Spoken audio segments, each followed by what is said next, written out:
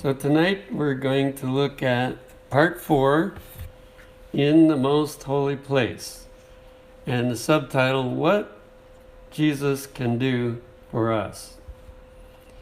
One of my favorite texts is in Jude 24, where it says, Now unto him that is able to keep you from falling.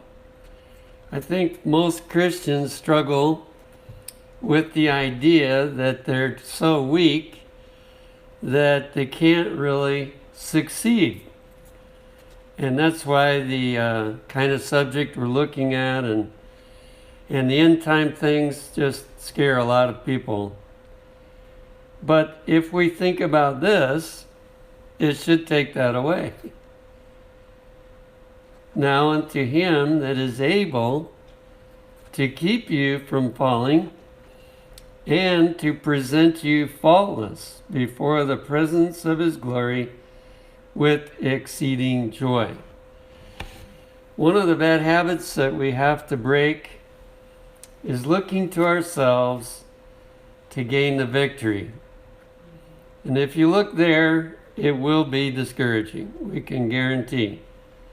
But if you look to his power, then it's possible.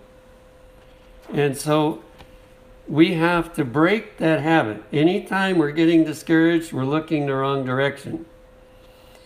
But when we're looking at him, we cannot be discouraged because he is able.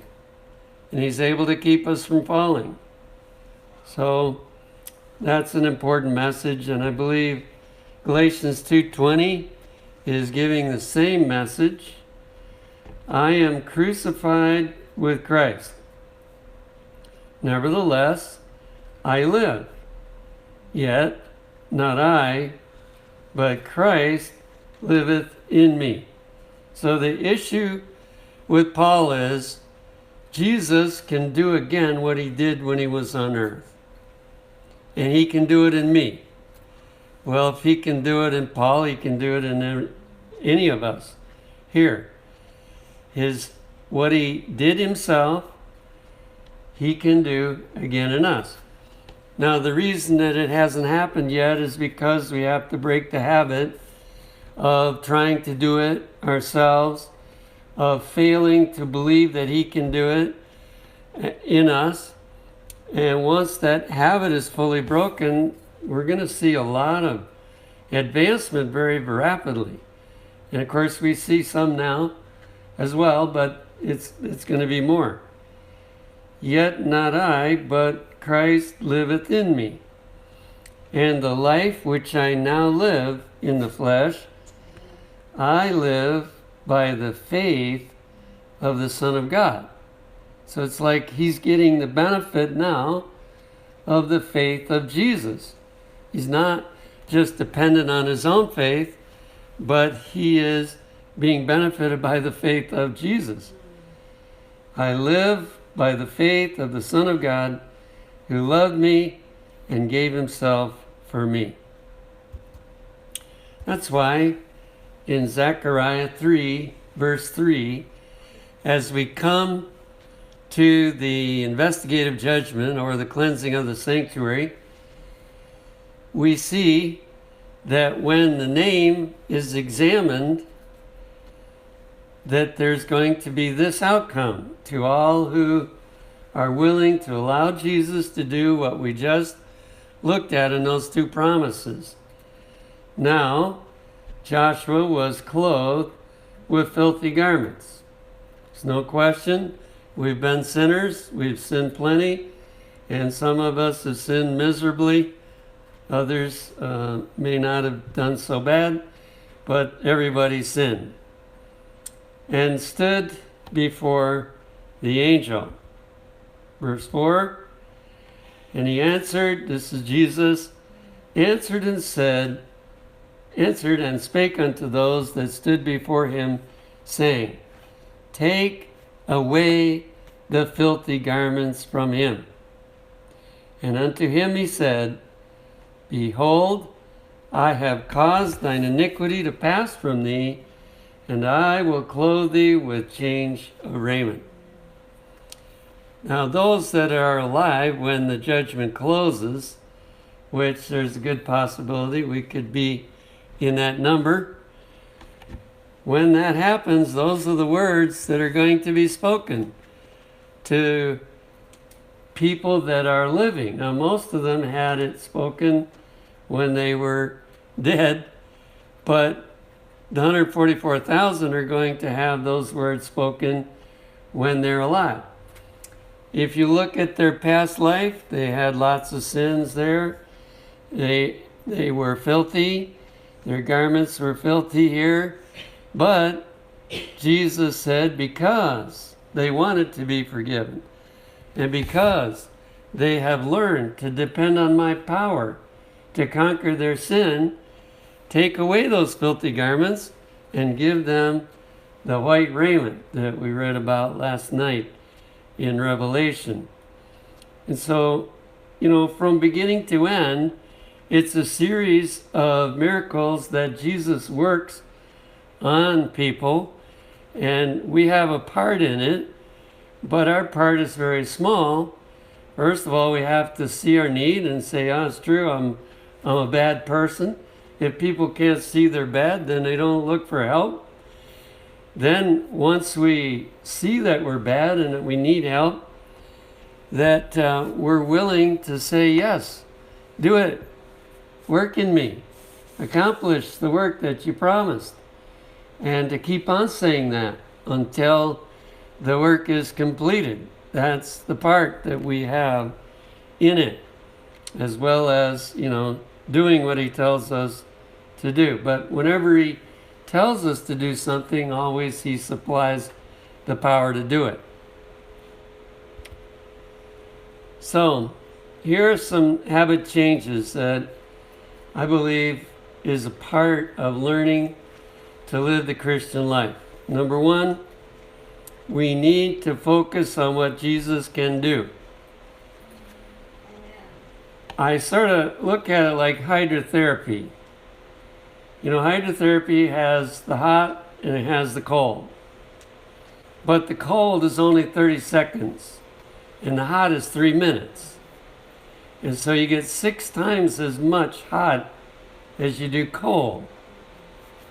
Cold represents becoming aware of your sins and your filthiness, but 6 times as much as that, we need to think about him, his righteousness, what he can do for us, and if we keep it balanced in that way, then we become a happy Christian. We're not, constantly going around, I'm such a horrible person, and I'm just so terrible, I don't know whether I'll ever make it or not. We don't do that because we're spending the right amount of time on thinking about what Jesus can do. Second, we need to pray more for his promises to be fulfilled in us and each other. That's important too, I believe. You remember when Job prayed for his friends? That's when he got help. And so we need to pray for each other, not criticize when we see one of the church members slips and falls, but we need to pray for them. We need to claim the promise on their behalf. That, Lord, you said that you would keep us from falling. Please keep my brother or my sister from falling. And of course for ourselves, that we say, Lord, you said you could keep me from falling. I just fell. But I'm going to come back to you and say, don't let it happen again. Keep me from falling. And lots of other promises we need to be claiming rather than spending time in discouragement. Number 3, we need to claim these promises by faith. Now here's some other good news. Jesus gives his gifts based on the need, not on how good we are. So, the worse we are, that produces a bigger need, and he's more willing to help. So we need to claim these promises by faith And we don't have to come to him and say, I've been good for a while, so please do this for me. All we have to do is say, Lord, I need the blessing, and you promised the blessing, and I'm coming here to claim this promise. And through Jesus, I'm eligible to get it. And number 4, we need to cease trying to overcome in our unaided human strength. Now, there is something for us to do, but when we do it alone, we will not succeed. And that's another bad habit that has to be broken. How do you know if you did it? If you fell. The reason you fell is you depended on your own power, so you fell. And that's a reminder that habit has to be broken. It cannot lead us to the victory when you trust in your own power. But the more we learn to trust in his power and stop trusting in our power, the more victory we gain. And we receive the fulfillment that he has promised. In Conflict and Courage, page 117, it says, battles are to be fought every day. Some people say, oh, do I have to face it every day? But don't worry, we'll get relief one day, but it's a ways down the road yet. A great warfare is going on over every soul, between the Prince of Darkness and the Prince of Life. As God's agents, you are to yield yourselves to him. That is one of the key aspects of the Christian life. Our natural tendency is to control ourselves and to want to be able to make our own decisions. But in living the Christian life, we have to learn to let him be the one to tell us, or him be the one to control. Now, what I have noticed with people that have had turmoil in their life, in other words, they didn't grow up in a solid home, they had a rough background, what happens to them is they tend to become control freaks, is the name that is given to them. Control freaks. And they want to control everything around them and everybody around them. But that is really a habit that doesn't work good in the Christian life, because we have to come to the place of full surrender and yielding to him. Whatever he tells us, that's what we do. As God's agents, you are to yield yourselves to him, that he may plan and direct and fight the battle. What's the next 2 words? For you. Not even in you, but for you. So to the person that recognizes, and at first when we start the Christian life, we may not recognize that we're doing that. But sooner or later, we discover that we must yield ourselves to him. And he will fight the battle if we are yielded to him. But it does say, with your cooperation. So in other words, if you don't want him to, he won't. But if you say, yes, please fight that battle for me, and you cooperate with what he's trying to do, then he will win the battle for you. Isn't that encouraging? Amen. There's no reason why we can't gain the victory. This reference keeps going. The Prince of Life is at the head of his work. You see, it's Jesus' job to get us safely through the most holy place. It's his job to get us to the point where he can say, take away the filthy garments and give them the garments of my righteousness, which isn't just covering the sin, it is actually cleaning us up as well. So he's the head of the work. He is to be with you in your daily battle with self, that you may be true to principle, that passion, when warring for the mastery, may be subdued by the grace of Christ, that you come off more than conqueror. I like those few words. Not just a conqueror, but more than a conqueror, through him that hath loved us. That's his plan. Anyone that will say, I need it, and will keep saying that, will come off victorious in the end. That's the message he wants us to get from the most holy place. A little more here. Jesus has been over the ground. He knows the power of every temptation. He knows just how to meet every emergency and how to guide you through every path of danger. And then it asks the question, then why not trust him? As they say, it's a no-brainer. Why not trust him? Yes. Now, of course, sometimes he takes us by a path we might not like on our own, but it's worth trusting in him. It's worth letting him lead. And we'll always be happy at the end when we look back, even though he took us by a path we wouldn't have chosen it if we had been the one in charge. In the Heavenly Places, page 270, it tells us one thing not to do. I have heard some plead as an excuse for their wrong course, you know that it is my temperament. It is my disposition, transmitted to me from my parents. Yes, and they have cultivated it and educated themselves in it, and thus excused all their wrongdoing. As soon as we give an excuse, we will never gain the victory.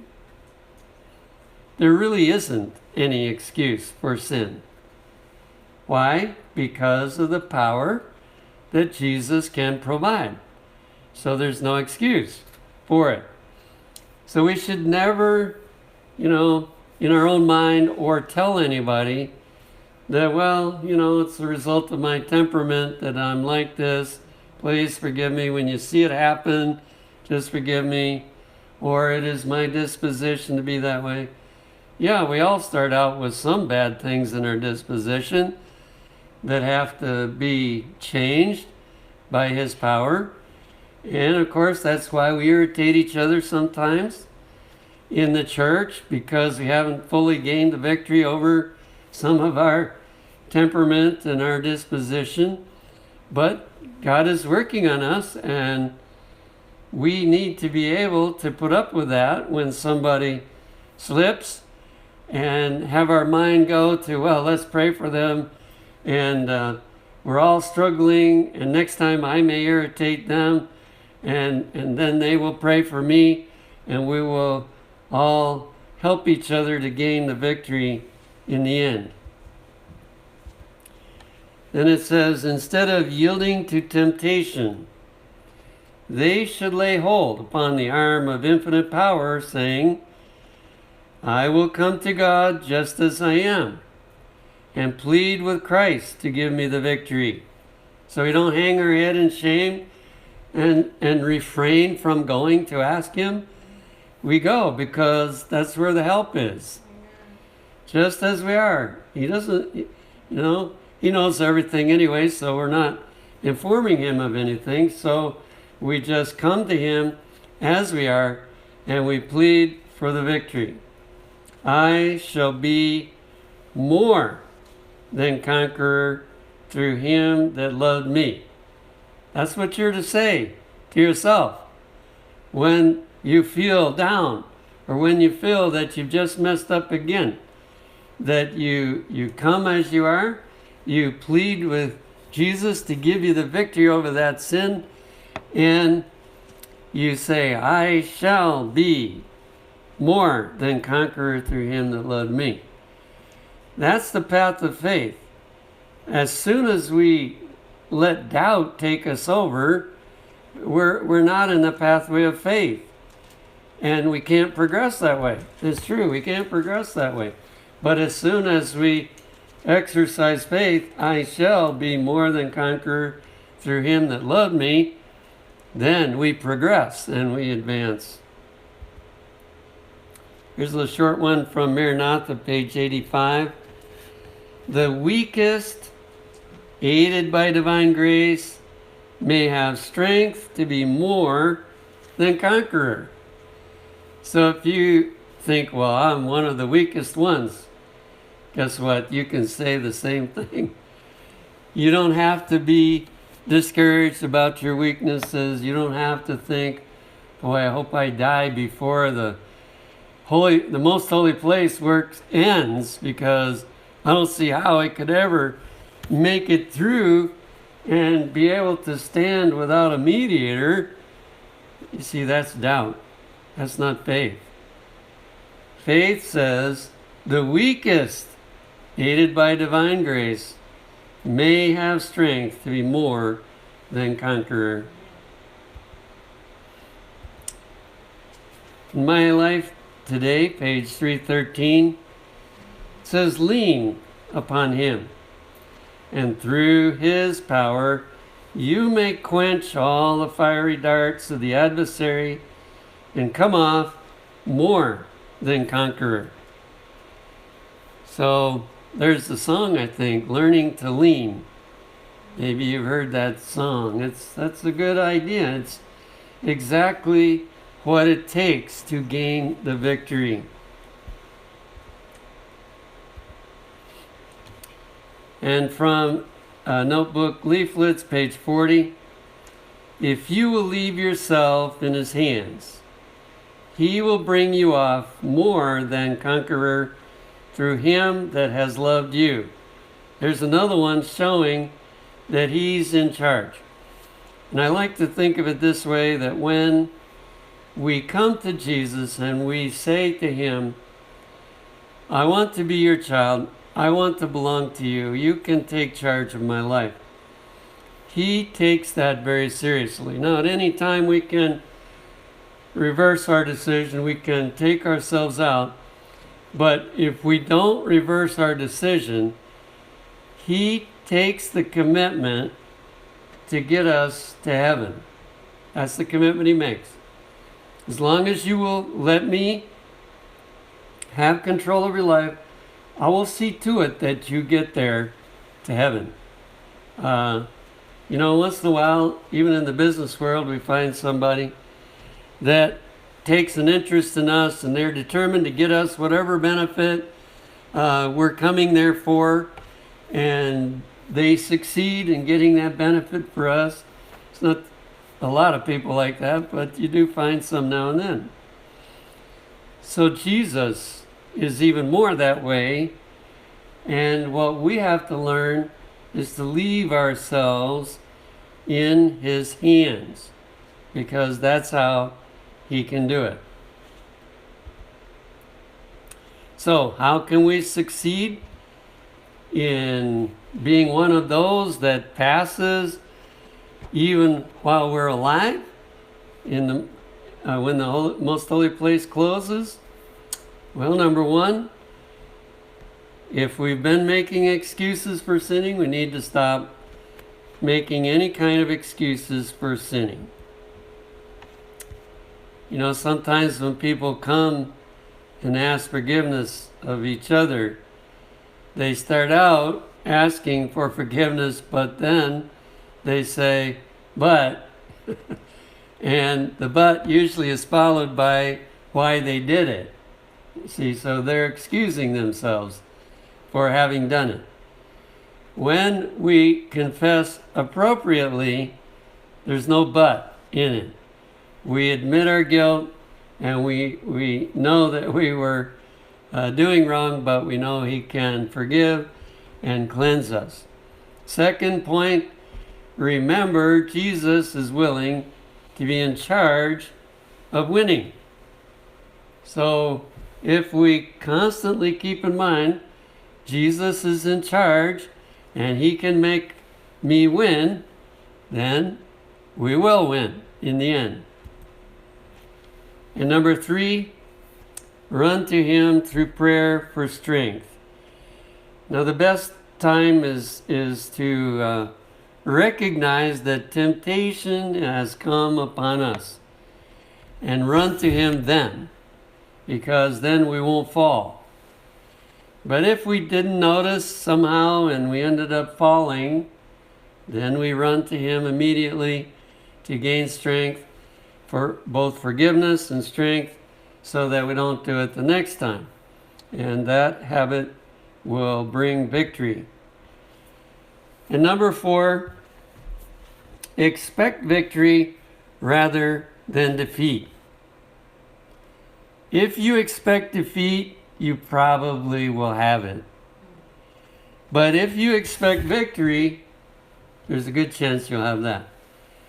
You know, even I noticed this years ago. I don't care about ping pong anymore, but I used to really spend a lot of time in my youth playing ping pong. And I got to where I could win most of the time against most people. And I noticed one thing. If you were confident that you could win, most of the time you could. Because they picked up on the attitude that you had. And so they started thinking, I'm going to lose. Isn't that something strange? And because they thought they were going to lose, they did lose. Well, that's not a good place for that, habit. But when it comes to gaining victory over sin, God wants us to look at it that way. Why? Because he has all the power necessary to give us the victory, and therefore he wants us to anticipate victory. He wants us to believe that we're going to have victory instead of defeat. And the more that habit gets strong in us, all those habits are going to lead us to where he says, I can close up the most holy place work because my people have quit sinning.